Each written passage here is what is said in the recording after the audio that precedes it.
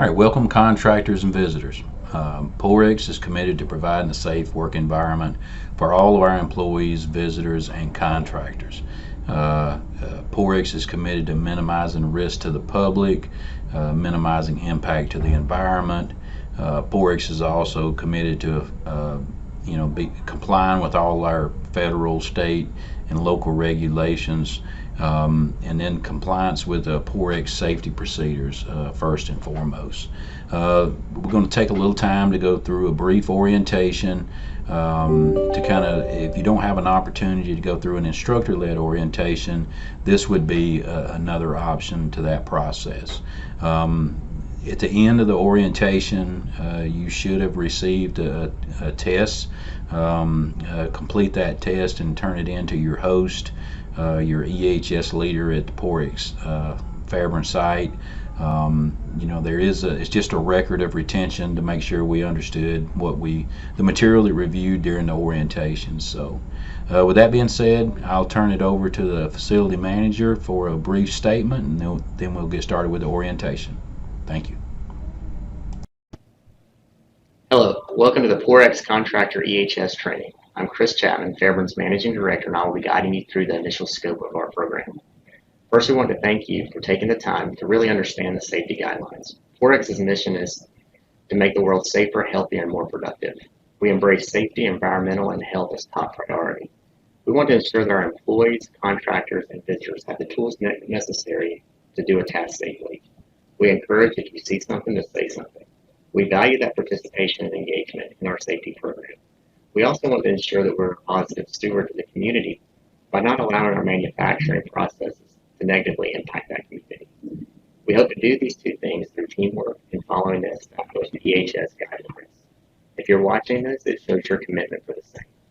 Since this is a video, feel free to pause, rewind, or ask your host any clarifying questions to ensure complete understanding of our guidelines. Lastly, there will be a short quiz to ensure understanding of the content. Now let's get started.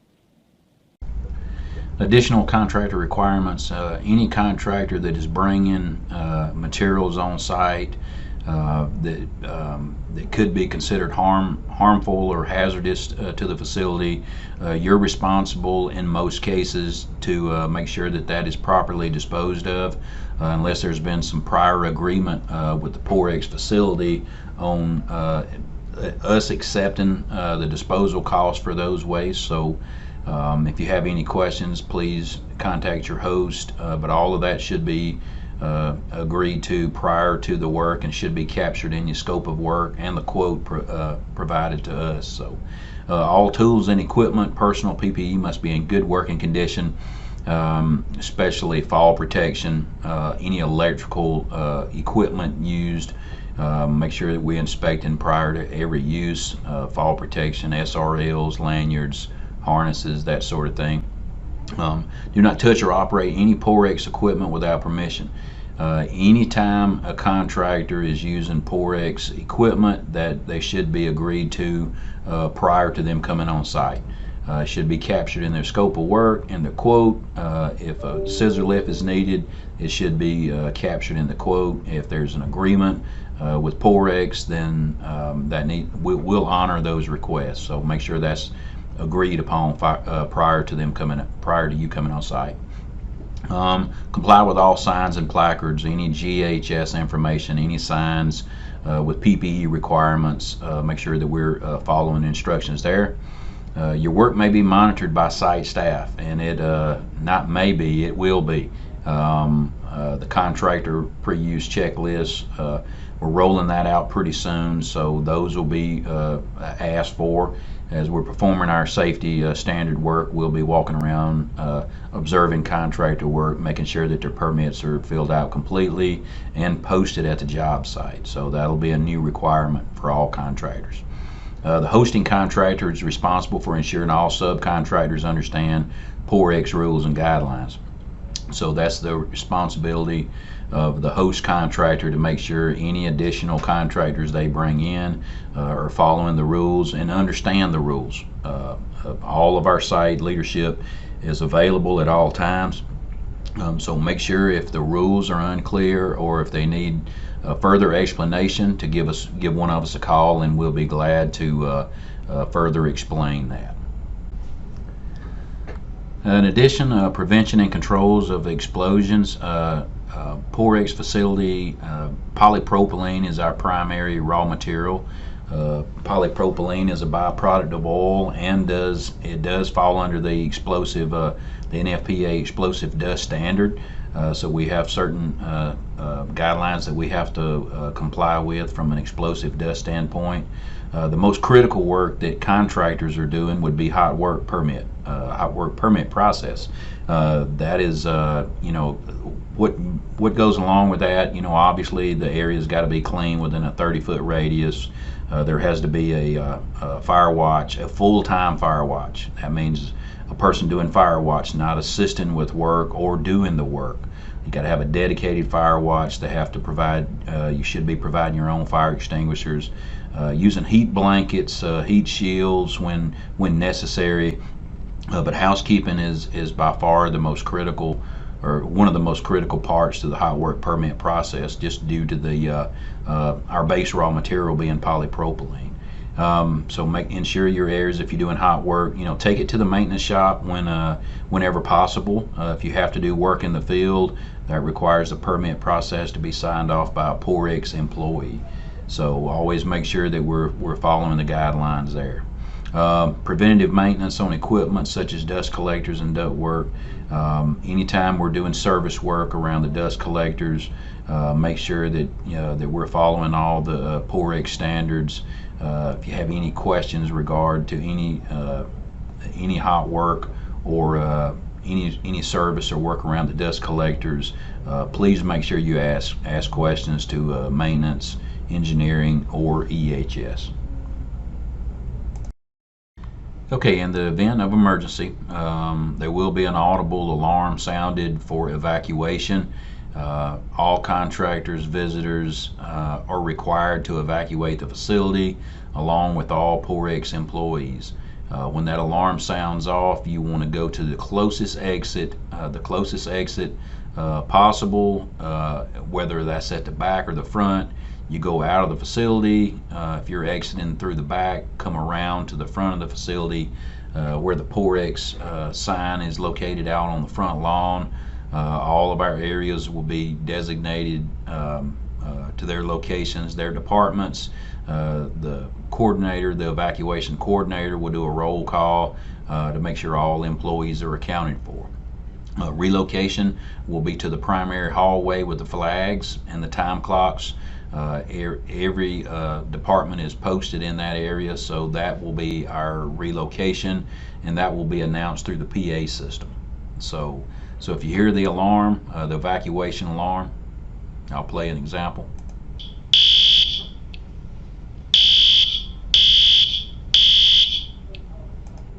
That's what the evacuation alarm sounds like. In case you hear that, closest exit, come around to the front of the facility. All right, just a couple do's and don'ts when it comes to an evacuation. Everybody needs to remain calm. We need to walk with urgency, no running. Don't worry about any of your personal equipment, any of your tools. Everything is, when it comes to an evacuation, we're trying to get out of the building as quickly and efficiently as possible. Don't hang around, wait on other employees. You will exit immediately and report to your evacuation muster point for roll call.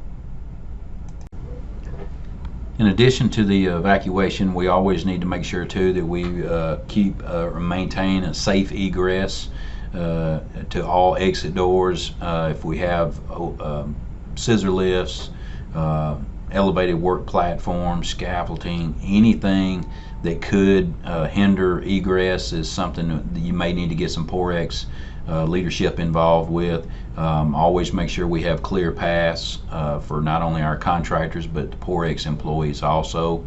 Anytime we need to block doors, put up barricades to provide a safe work area, all of that needs to be verified and agreed to with the host facility.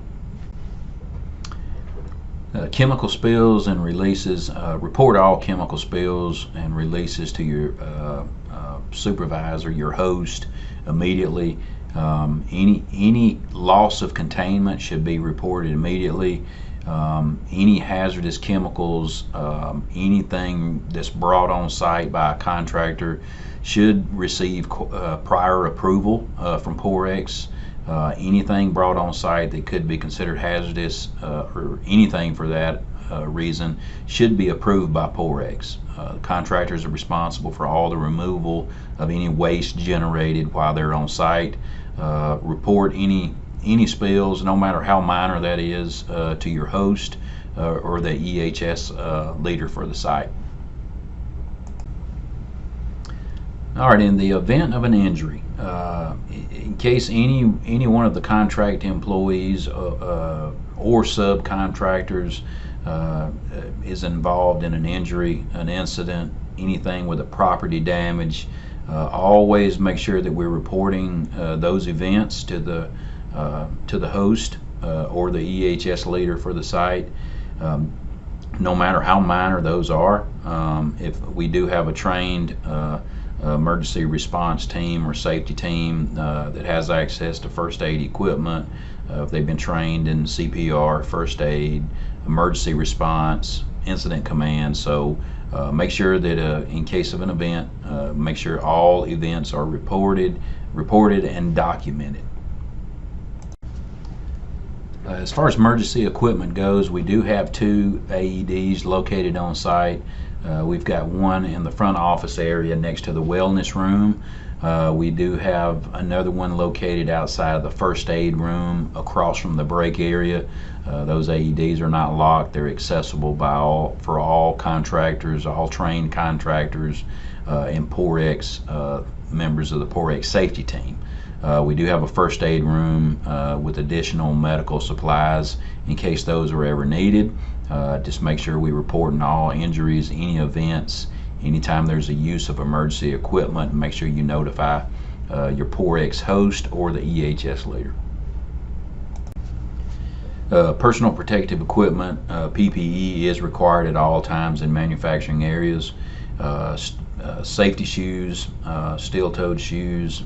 There is some composites that meet the ASTM standard. Those are all acceptable. Safety glasses and earplugs, that's our standard PPE for the site. Depending on the type of work you're doing, there could be additional PPE that is the contractor's responsibility. That could be hard hats, respirators, flame retardant clothing if you're doing hot work. All of that is required to be supplied by the contractor unless there's some other agreement made. Fall protection, lanyards, any rigging equipment, all of that is required depending on the type of work that you're doing, and is the responsibility of the contractor.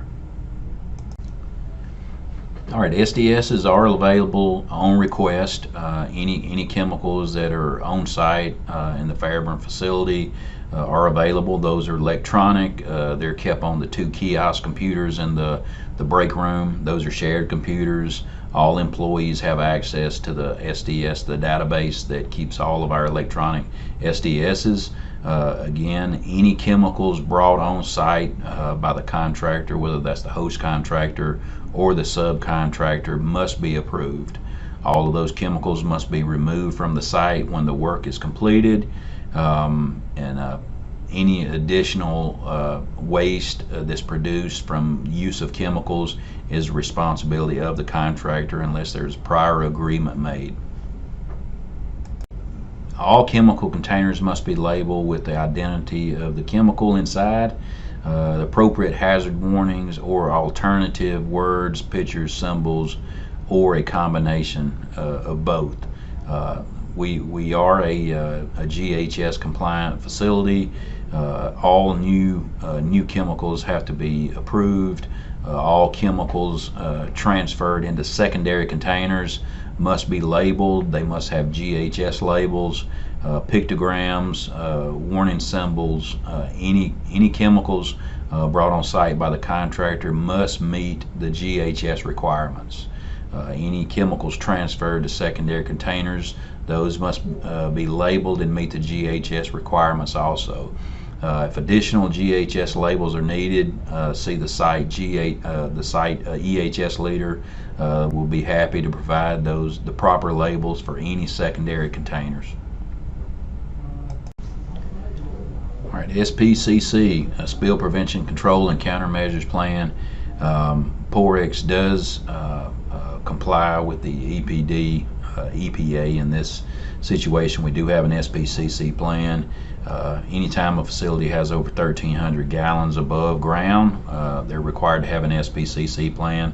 It just basically means I have to have an inventory of every drum of hydraulic fluid, oil, any reservoirs that contain any type of hydraulic or oil-based fluids. Have to have an inventory of that. So anytime maintenance or contractors are doing service on certain equipment, all of that has to be reclaimed and recycled. That is a regulated waste. It's not a hazardous waste, but it is regulated and it have to be disposed of as such. Porex does have we do operate under a stormwater permit. Again, that's regulated by the EPD or the EPA. Porex is considered a covered facility under the SAC and must comply with Georgia's NPDES stormwater discharge permit. For our contractors, what does this mean to you? It is basically saying is stormwater. If we have a stormwater event at the facility, any equipment that stormwater comes in contact with must be a clean discharge.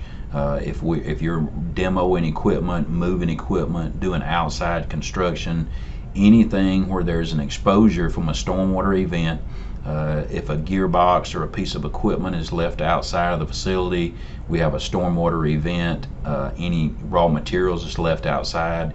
Any of that runoff that basically discharges from the site that goes out, any of the two outfalls located at our facility, is a violation of our stormwater permit. So all outside chemicals, anything stored outside, the stormwater runoff, all of that follows under our stormwater permit. If you're unsure about what equipment or processes that can be left outside, contact your host or the Porex EHS leader. All right, lockout tagout is basically designed to prevent the accidental startup of equipment during servicing, maintenance, and operations. All Porex facilities, all Porex operators and maintenance employees that are authorized for the use of lockout tagout have been trained. Training is required for all of our contractors. Any contractor that is throwing disconnects, that is applying a lockout device to a piece of equipment is required to be trained. Those training records should be available on request, so always be prepared for that and make sure that we're bringing in competent employees to do the work that you're contracted to do. All locks and tags must be identifiable with contractor name and company. So they should be clearly legible with the contractor name, the piece of equipment they're working on. If a group lockout is required, make sure that we do have the proper group lockout hasps. Every employee that's working on a piece of equipment is required to have an individual lock. We don't use one lock for 5 or 6 employees. Every employee is required to have their own lock on a group lockout for that piece of equipment. If you have any questions regarding lockout procedures or requirements, contact your host or your EHS leader. Permit required confined spaces. Most of this type of work will be contracted out for the Fairburn facility. There is a couple situations where we reclassify a permitted space to a non-permitted space, but for the most part we will contract contract out our permitted entry. All contractors are required to be trained and authorized for permitted entry. They're responsible for all the emergency equipment for a rescue that's required for permitted entry. The training records for each employee that's brought on site for permitted entry should be available on request. This is a requirement that is really non-negotiable. All spaces should be properly labeled. The permit should be signed off by a Porex maintenance employee or the Porex EHS leader. Should have knowledge of all permitted entry. The contractor is responsible for supplying the emergency equipment, any air monitoring equipment that is required for that permitted entry. And again, always ask questions to site leadership, EHS, with any questions in regards to permitted confined space entry. All right, so we've already touched on this one a little bit, but Porex will provide all contractors performing hot work with a hot work permit. Anything that includes cutting, welding, grinding, anything with an open flame requires a permit for the facility. We've already discussed having that 30-foot radius. It must be clean, have no combustible materials and paper, anything, any flammable chemicals must be removed from that area. The permit must be authorized by a maintenance supervisor or EHS leader for the site. The contractor is required to have a dedicated fire watch. That's a person that's doing fire watch only. One person you can have one fire watch for two locations. That is permitted, long as they have visibility to both areas where the hot work is being performed. This is a non-negotiable item. Anytime we're performing hot work, permit has to be posted in the area where the hot work is being completed. If you have any questions, always ask maintenance or EHS. The Porex General Contractor Permit. This is a new process for Fairburn facility. It's a contractor pre-planning job checklist. It's a comprehensive checklist that covers several different areas. Simple PPE, working at heights, the tie-off rules, major lifts. It's a really comprehensive checklist to make sure that we've evaluated all the hazards for performing certain duties. So this file will be shared electronically, and there will be hard copies at the site for all contractors to complete before they perform any work. This checklist will need to be posted at the site, and then site leadership will be auditing, performing our standard work, and monitoring all contractor activity for compliance to this checklist. And again, always ask questions for site leadership or EHS. All right, working at heights awareness. Anytime we have contractor activity or work that's being done overhead, we need to ensure that we have the perimeter controlled. The use of red barricade basically signifies that is a no-go zone. That is, we look at red the same as a lockout, right? If we're controlling our perimeter, there's a red barricade, then that is absolutely no entry. There should be no Porex employee or any other employee other than the contractor that is working in that area. Nobody should be coming through that barricade without permission from the owner of that barricade. Yellow barricade is it's just a cautionary step. Hey, we are doing some level of work. Maybe the floors are slippery, or we're doing something. So that allows employees, they can come through, with permission, but just be careful. So yellow is more of the cautionary barricade. Tie off when working on mobile elevated working platforms, scissor lifts, boom lifts.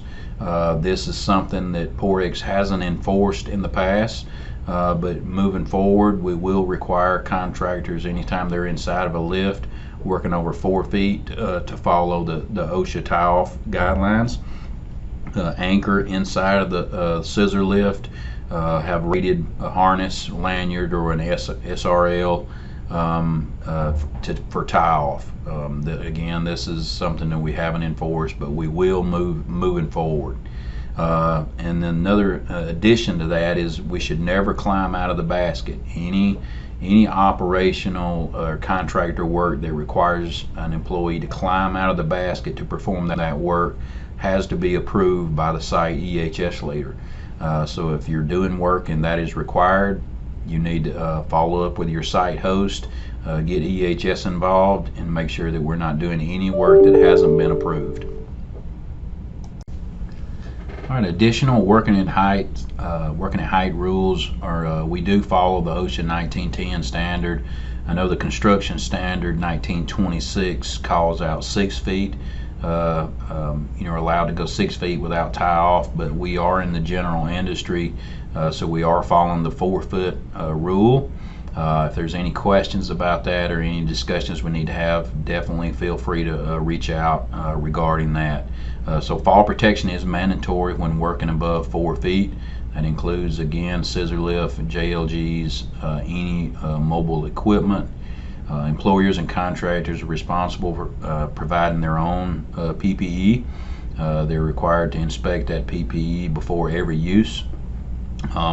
Full body harnesses, no belts, only full body harnesses, SRLs and or shock absorbing lanyards are okay. Lanyards must connect to the anchor point and center D-ring. That's pretty standard when it comes to harnesses. 100% tie off is required. So if you're moving, you're transferring, you're moving from one elevation to another elevation, like with a scissor lift, you are required to transfer those tie off points. We are also required to have tie off points that are rated for 5,000 pounds or greater. A lot of contractors use beam clamps, straps for structural steel. The structural steel is an acceptable tie-off point with the properly rated strap or a beam clamp for tie-off. Those are permitted.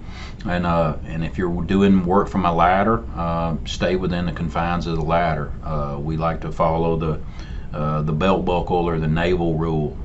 Keep your center, your belt buckle within the framework of the ladder when working at heights, and always maintain those 3 points of contact whenever possible. Again, we appreciate all of our contractors helping us work together, ensuring that we have a safe, productive working environment for all personnel. We couldn't do it without you guys, so we appreciate you being there for us, supporting the facility, and helping make Porex a better, safer organization. So hopefully this orientation was helpful. If you have any questions, definitely reach out to us, and we'll see you soon. Thank you.